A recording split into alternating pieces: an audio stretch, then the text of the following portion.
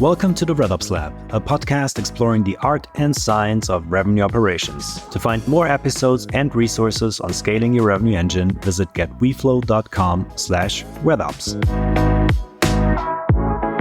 Yeah, hello and welcome to a special episode of the RevOps Lab podcast. Hi, Yannis. How are you? Yeah, pretty good. How are you doing, Philip? Yeah, I'm good. I'm more than good. I'm excited because today we give you basically a teaser into the results of the RevOps Salary Report that we conducted together with the RevOps Co-op, one of the biggest and best revenue operations communities out there in the world. Definitely worth joining. And what we did is we collected a lot of data points from revenue operations professionals on first of all, what is their compensation? Where do they live? What industry do they work in? Who they report into? What's their work mode? Stock options, educational budget, lots of different data points that we collected and then sliced and diced in a way that hopefully they are really insightful for you when you go to your next annual review with your manager, or you're just this is end of the year and we're sharing this. So when you're just pondering, where am I going in life? Am I going in the right direction? Am I going backwards? Maybe the transparency that this report creates will help you on that journey. So that's our hope, at least. Yeah, so for the full report, just a little note here. For the full report, if you want to get that, go to getweflow.com/resources. All the data in this report that we're going to talk about here briefly is sliced and diced by different geography, by different company sizes. So lots of different ways that we've broken it down. It's just too much to talk about in a short podcast. So this is really like a shortened version. And for the full report, just go to getweflow.com/resources. And you can also check it out on YouTube. We'll upload a longer video. It's going to be roughly about an hour, also on our YouTube channel, where we talk about all the slides in more detail. Okay, let's go right into it. How many people actually responded to our survey? So we advertised this obviously in the RevOps Co-op community, but also on LinkedIn, our network. We also ran ads, and in total we collected 876 responses, 70% of those in North America, 15% in the EU, including Switzerland and Israel, for sake of simplicity here really, and 7% in the UK, and another 8% rest of world. And rest of world here is Southeast Asia, Africa, and Latin America. And also New Zealand and Australia. Don't wanna forget those. So a strong bias towards the US, Canada, but also very decent sample size for Europe and for the UK. And that's also the three geos we mostly focus on. Yeah, so obviously one number everybody's interested in is what is the median compensation for revenue operations? And here's the number. It's $120K US. But obviously that number is highly skewed by your responsibility, your title, who do you report into, what country do you work in, and that's exactly why we created the report and breaking down that number a lot further. So if you look at the compensation by geography, what's interesting is that the US and Canada, the median compensation is $140K USD, UK is 100, Australia and New Zealand is around 90, and Europe, including Switzerland and Israel, is 75,000 USD. It's a wide range, right? And again, this is why it's worth going to getweflow.com/resources and get the report yourself, because those details matter, right? It matters where you live for your compensation, because cost of living is also different.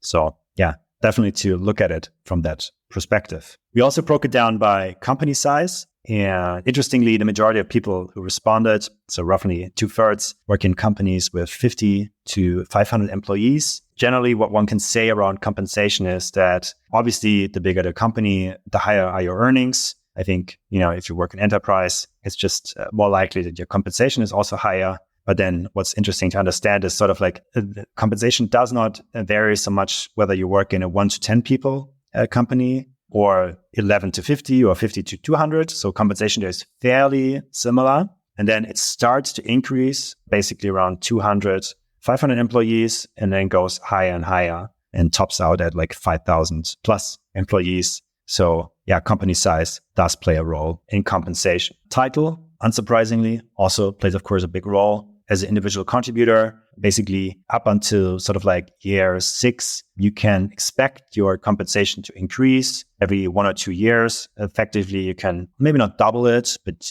you can definitely increase it by a nice chunk. So in the US, for example, individual contributors make around 80K in their first year. And then after 6 to 7 years, they are more at like 130K. But then it kind of like flattens out. And it's tough to get more than 130K as an individual contributor in the US. So then you have to kind of like grow your compensation by growing the management responsibility. So then essentially going on a management track, that would make sense. So you see like a wide range. So ICs on average, median, compensation around 120K versus vice president, sort of like at the high end of the range, have a total compensation of 250K. And then, of course, you have like a step-by-step increase from manager to senior manager to director and senior director. Yeah? And of course, the same is also true just in general. If you look at years of experience, same thing. So outside of the individual contributor perspective, the years of relevant RevOps experience do play a big role. So people who have up to 1 year of experience make significantly less, so less than half than people who work in the industry for more than 10 years. Yeah, if we look at educational budget, out of our almost 900 participants, 50% have it and 50% don't. So yeah, it's pretty interesting.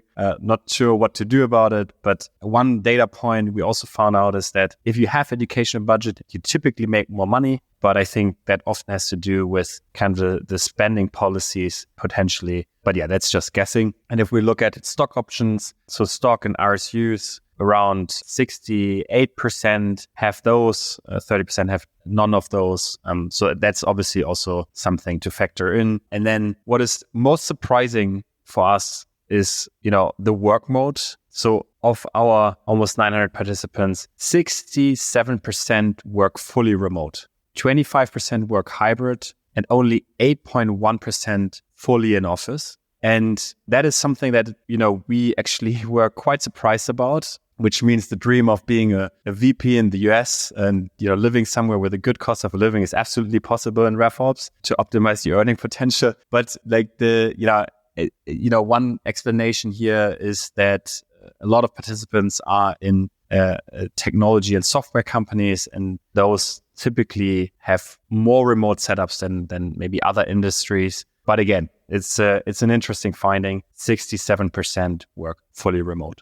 Yeah, absolutely crazy number. Yeah, and then we already had the key takeaways here. So I think, for the full report, you can really look at it and say, okay, hey, RevOps really follows the same patterns that you can find also in other roles: geography, years of experience, seniority. Those are obviously key drivers. So yeah, just keep that in mind. Interestingly, RevOps, as Janis just said, is a position held mostly by people working remotely. I would think is very interesting. So if that's your thing, definitely is mine. So, this is a good job to have. Also interesting, companies with 50 to 500 employees, those typically have the highest share of revenue operations professionals. Large enterprise companies, SMBs, they have more of these traditional roles, sales ops, marketing ops, still in their org charts. And those companies that are sort of like Series B, C, D, that like high growth companies, they are also more likely to hire RevOps professionals. Which I think also makes sense, because if you think about the idea of RevOps really combining the entire customer journey end to end, right? Like from marketing, sales to customer success,